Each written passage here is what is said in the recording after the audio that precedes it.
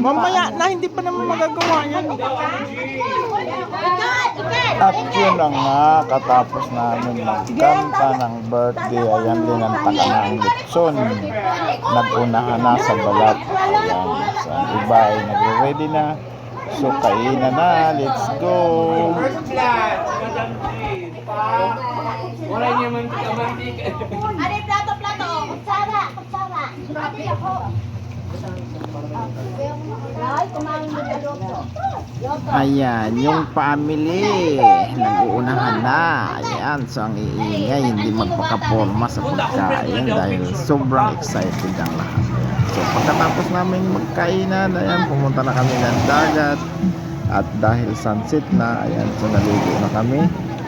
So sinulit na namin ang oras, ang araw dahil sunset, maganda na maligo, wala nang init at mapresko na ang tubig. Ayan. So tama-tama yung alon ng tubig at napakalinaw ng dagat. So, napaka kulimlim lang yung alon.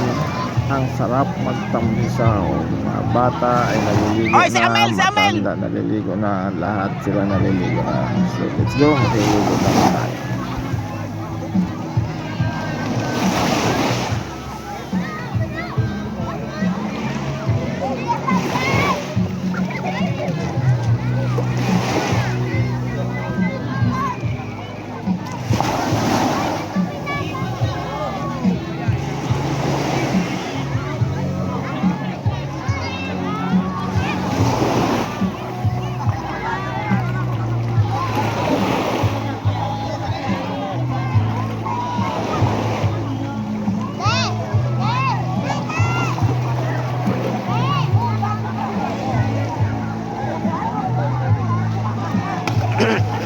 So ngayon nandito kami sa beach.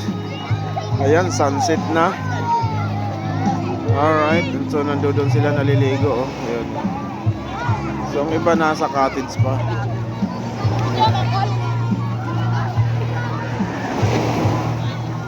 So ito ang view ng beach namin. Ayan, ayan.